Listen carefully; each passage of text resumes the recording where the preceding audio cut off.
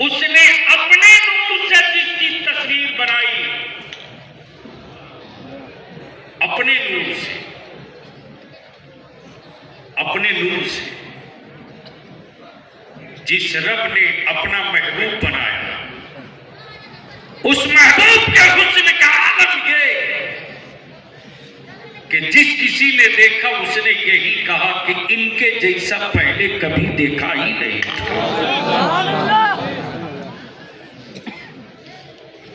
लेकिन सच ये है कि जिसने देखा है उस मुस्तफा को, और लोगों ने कहा ओ हलीमा बताओ ना तेरे महबूब कैसे हैं। हलीमा सादिया पुकार पड़ी, चुप कर, ये कभी मत कहना कि वो कैसे हैं, ये कभी मत कहना कि वो किस तरह से हैं, किस तरह के हैं। रब ने तो उनको वैसा बनाया है कि उनकी तरह अब तक कोई बना ही नहीं है। तवज्जो चाहो, अब थोड़ी सी यहां अक्ल पर एक हल्की सी सफाई हो जाए। दुनिया चांद पे चली गई, मौलाना उलझा पड़ा है कि मुस्तफा नूर है कि नहीं। दुनिया सूरज पे कमंडे डाल रही है, मौलाना बहस में लगा हुआ है कि मुस्तफा हाजिर है कि नहीं। दुनिया मिसाइल बना करके, दुनिया मिसाइल बनाकर घर बैठे इस मुल्क से उस मुल्क में निशाना बना रही है, और मौलाना मुनाजरा किए जा रहे हैं कि मुस्तफा का साया था कि नहीं था। बलिया भी दो जुमले में अपनी गुफ्तगू समेट दे। वजूद का साया होता है, नूर का साया नहीं होता। अब तो बोल दो। यह हाथ वजूद है तब साया दिखाई दे रहा, पहाड़ वजूद है तब साया दिखाई दे रहा, ये खंबा वजूद है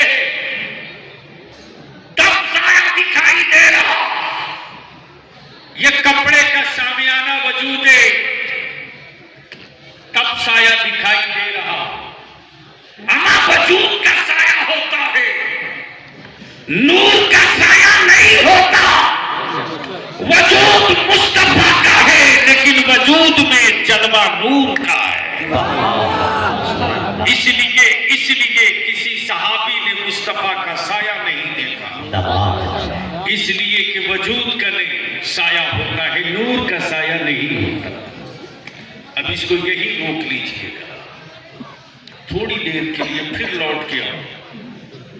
बहस इस बात पे चल रही है कि 1460 साल हुए इस्लाम को है, आज दुनिया का कोई मुल्क बचा नहीं है जहां मुस्तफा का इस्लाम पहुंच नहीं गया।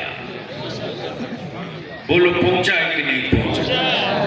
अरे जोर से बोलो, डरते नहीं हो तो यार ला के बोल दो। अब बलिया भी यहां रुक कर एक बात यही, बगल की चीज नहीं बगल की नेमत उठा के खड़ा कर दे। जिन दिनों भारत की सरहदों सीमा गांव खेड़े में सिर्फ चटियल मैदान था, इंसान बहुत थोड़े थोड़े थे। हर खित्ते में राजे और रजवाड़ों के जुल्म का अंधड़ चल रहा था। जिस दौर जिस जमाने में हमारी टोपियां और दाढ़ियां मनहूसों के जुमरे में रखी गई थी, जिस दौर में इसी भारत के इसी उत्तर प्रदेश के गाजीपुर में जिंदा बेटियों की बलि देने का इतिहास था। कहां गए वो फौरवन जो कहते हैं इस्लाम ने बेटियों की आबरू लूटने की सबक पढ़ाई है। जिगर में दम हो तो मैदान में खुलकर बहस कर लो। इसी बनारस में कोई एक बेवा है जो अपनी बेटी की इज्जत को लेकर चीखे मार रही है। उसकी बेटी के डोले उठने की तारीख करीब थी, उसकी बेटी की पालकी उठने का दिन करीब था, और उस बनारस के राजा की हैवानियत की तारीख ये थी कि किसी की भी बेटी की शादी की पहली रात उसकी हवेली में बीतती थी, लेकिन दिल्ली के तख्त पर, दिल्ली के सल्तनत पर कोई और नहीं था, बल्कि दिल्ली के तख्त पर आलमगीर औरंगजेब हुक्मरान था। चीखने वाली एक बात बनारस में चीख रही है और सदा दिल्ली के तख्त तक टकरा रही है, और वहीं से आवाज आती है, घबरा मत, अभी औरंगजेब जिंदा है। ये सिर्फ एक मजहब की बेटियों की हिफाजत करना इसके नबी ने नहीं सिखाया, बल्कि जमीन की हर बेटी की इज्जत की हिफाजत औरंगजेब इसलिए पंजाबी कहता अपनी सुन्नत के नौजवानों से, किसी धर्म की बेटी हो, किसी मजहब की बेटी हो, किसी बिरादरी की बेटी हो, अगर तुझे लगे कि इस बेटी की इज्जत और आबरू खतरे में है और तुम मेरे मुस्तफा की उम्मत हो, तो उस वक्त ये मत देखना कि तेरी जान को खतरा है, उस बेटी की आबरू बचा लेना, ताकि जब वो अपने मोहल्ले में जाए तो खटोक करके कह सके किसी और के बीच में आबरू बचाने की कोई गारंटी नहीं, लेकिन मुस्तफा का गुलाम जहां होगा वहां किसी की बेटी की आबरू लूटी नहीं जाएगी। नारे तकबीर, नारे रिसालत, मसलके आला हजरत, फैज़ाने ताजु शरिया, हुजूर मुफ्ती आज़म हिंद, नारे तकबीर, नारे रिसालत। कि तारीख वो ही नहीं निकली। जैसे ही अल्लामा अनवर साहब से मैंने कहा मुलाकात कराइए, तो कहाँ है आर्टिस्ट, कहा ये है, बेतरतीब जुल्फे, शक्लो शबाहत ऐसी कि कोई अच्छा आदमी देख ले, सूरज ढलने के बाद तो डर गए। मैंने कहा हजरत इसका खुद ही जो खराब किया न जाने कई समत में बिखरा, ये किसकी बनाएगा? कारे साहब इसका चेहरा मत देखो, हाथों में जादू है, जादू। मैंने कहा कि उसकी बना दो जिसके हुस्न को आज तक किसी कैमरे ने कैद नहीं किया। ये बोलने की जगह है, बोल सकते हो तो बोलो, अरे जोर से बोल लो।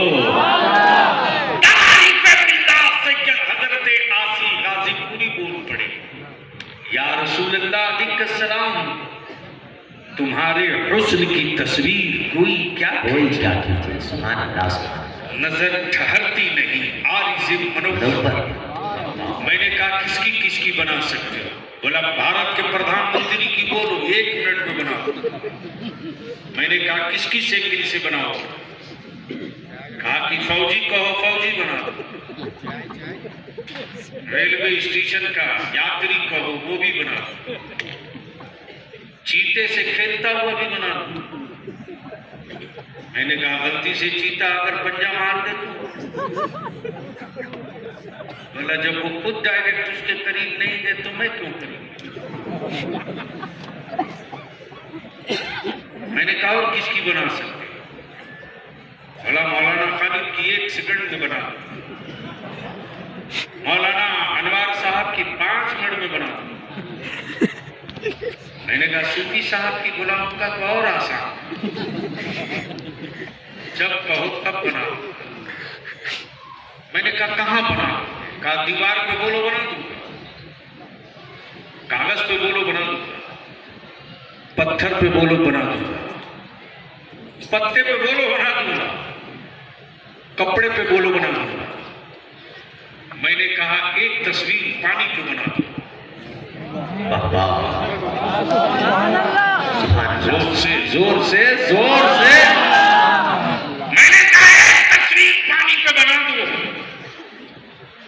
वो फनकार मुसव्विर बोल पड़ा, क्यों पागल समझ रखा मुझको?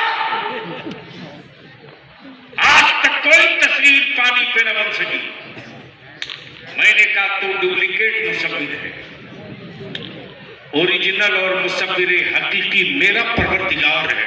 बाप के बदन का 2 कतरा पानी और मां के बदन का 2 कतरा पानी, पानी से पानी पर क्या प्यारी तस्वीर बनाई है। तस्वीर बोलती भी है, तस्वीर चलती भी है, तस्वीर मुस्कुराती भी है, तस्वीर खाती भी है, तस्वीर में प्यार भी है, तस्वीर में जज्बे शहादत भी है, तस्वीर में नारे तकबीर, नारे रिसालत, जिंदाबाद जिंदाबाद। जहन को थोड़ा सा करीब, गैर में जो औकात नहीं थी यार मुसलमान, मैं उसको गरीब नहीं मानता, जो छप्पर में वो गरीब नहीं है। बंद करो ईमान वालों को गरीब, यतीम, मजबूर, मुफलिस कहना बंद करो। भारत का गरीब मुसलमान भी फितरा निकाल के 10 आदमी का काम चला देता है। बोलो सही है कि गलत?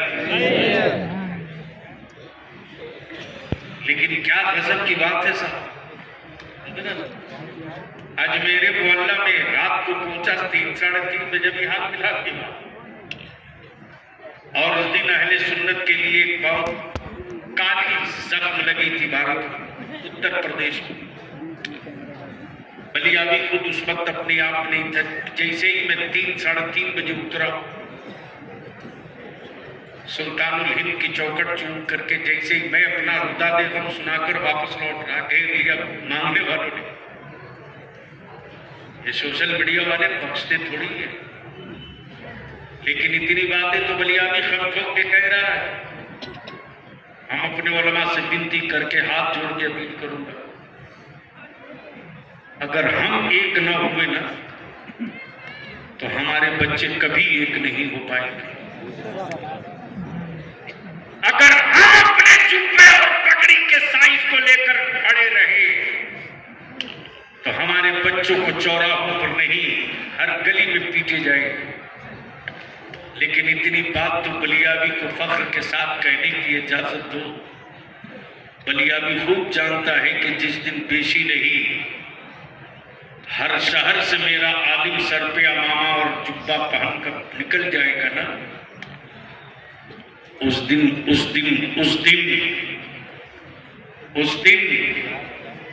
हुक्मरानों को कहना नहीं पड़ेगा कि अब आप बदल जाओ।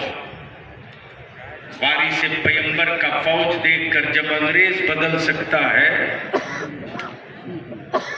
तो ये दान पुण्य पे जीने वाले लोगों को बदलने में कहां टाइम लगता है। लेकिन अफसोस,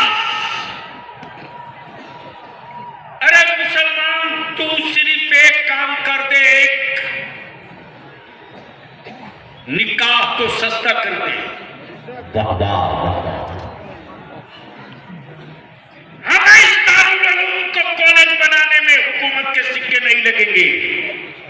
बेशक बेशक, जिंदाबाद जिंदाबाद। हमें छोटे मदरसों को बड़ा इदारत बनाने में हुकूमत की खैरात नहीं मांगनी पड़ेगी। हमें मकतब को मदरसे में बदलने में कोई ज्यादा वक्त नहीं लगेगा।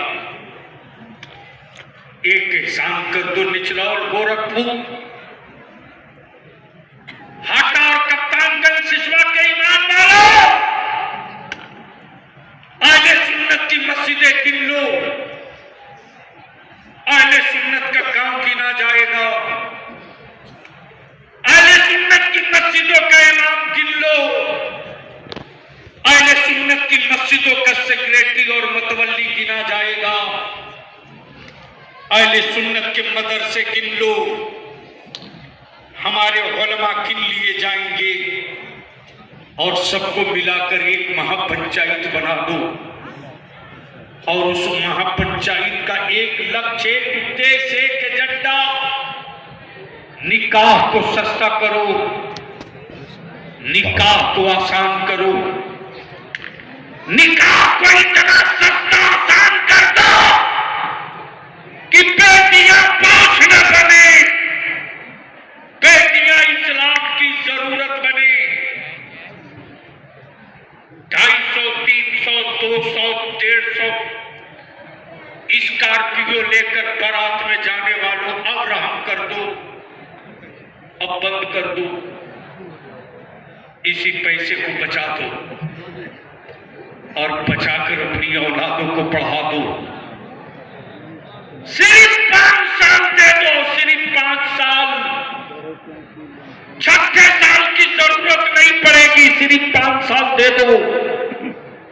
अगर 5 साल आपने अपनी निकाह को सस्ता करके बारात को खत्म करके मस्जिदों में निकाह कर लो, वाह वाह, सुने और इसी पैसे को बचाकर सिर्फ अपनी औलादों को पढ़ा दो। 5 साल के बाद कोई तहसील नहीं बचेगी जिस तहसील में कोई तहसीलदार ईमान वाले का बेटा और किसी जिले का कलेक्टर और एसपी मुसलमान का बच्चा न हो जाए। लेकिन अगर जाहिल रखोगे तो मजदूर बनेगा, मालिक नहीं करेगा, और पढ़ा दोगे तो वो मजदूरी नहीं करेगा, मालिक बनेगा। इसलिए मेरे अजीज, निकाह को सस्ता करो। उलमाए किराम का अजीम काफिला है। अल्लामा खालिद साहब ने देखा है, किया है, खुद किया। मैंने इनसे भी गुजारिश की, एक मीटिंग बुलवाई जाए, मस्जिदे किन के इमाम को बुला लिया जाए, मस्जिदे किन के सदर सेक्रेटरी को बुला लिया जाए, मदरसे किन का मैनेजर और सदर मदरस को बुला लिया जाए, जिस गांव में उर्स होता है उस कमेटी वाले को बुला लिया जाए, और सबको मिला करके एक चैनल, एक चटाई बना दिया जाए। एक चटाई की आवाज में क्या दम है आपने देखा नहीं है, सुना भी नहीं। इसलिए कि मेरी कौम के नौजवान एक का कीमती मोबाइल तो जरूर लेता है, लेकिन सिर्फ फोटो खींच करके तस्वीरें शेयर करने के लिए रखता है, तारीख पढ़ने के लिए नहीं रखता।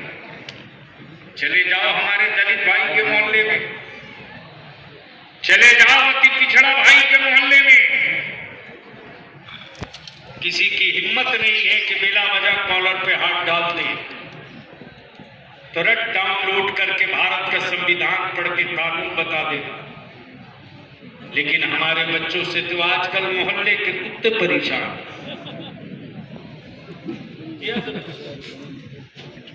आज तक किसी कुत्ते के पास घड़ी देखा? अरे बोलो ना, अब नहीं बोलोगे? शर्म आ रही? किसी भी शहर में, किसी भी मुल्क में कुत्ते के पास घड़ी देखा? फिर कुत्तों को कैसे पता चलता है कि रात ज्यादा हो गई, सो जाओ? वाह वाह, सुभान किसने बताया कि रात ज्यादा हो गई, सो जाओ? जब गांव में लोगों के चलने फिरने बोलने की आवाज नहीं आती है तो कुत्ते समझ जाते हैं आबादी सो गई है, तू भी सो जा। लेकिन यहाँ तो गांव के कुत्ते परेशान हैं हमारी आबादियों में नौजवानों से। रात को 2:30 बजे, 3 बजे, 2 बजे, 4 बजे तक ये मोबाइल का डब्बा लेकर सीढ़ी पर, कोटा पर, पुलिया में बैठा हुआ है, तो कुत्ते समझते हैं कि अभी सोने का टाइम नहीं हुआ है, जब तो ये जाग रहा। मातम करो मातम, लेते रहो ताबीज हुजूर अजीज मिल्लत से औलादों की सुधरने का, कभी नहीं सुधरने वाला। लेकिन अगर बाप टाइट हो जाए तो मजाल है बेटा भाग जाए, माँ अगर टाइट हो जाए तो हिम्मत है बेटी भाग जाए। अल्लामा खालिद साहब आपके इसी मुजफ्फरपुर में जब आपका बलियावी बेचैन था कि मेरी बेटियां गैरों के घर की बहू कैसे बन रही है, जरा इस पर डीपली उतरा मैं। बलियावी की आंख से आंसू छलक गए। उलमाए किराम से पूछते रहा, हमारे उलमा इम्मा सिर्फ इतने बताते थे कि दीनी तालीम नहीं जिसकी वजह से ये हो रहा है। मैंने कहा इतने मदारिस होने के बावजूद भी अगर मेरी बेटियां दीनदार ना हो सकी तो हमको सोचना पड़ेगा इन इमारतों का फायदा क्या है। अगर इतने उलमा होने के बावजूद भी अगर मेरी बेटियां कैरों की बहू बन नहीं है तो ये एहतसाब करना होगा कि ये गंदा पानी किस नाली से आया है। मैं बेचैन था, परेशान था। कुछ कॉलेजेस के बच्चों ने हमको फोन किया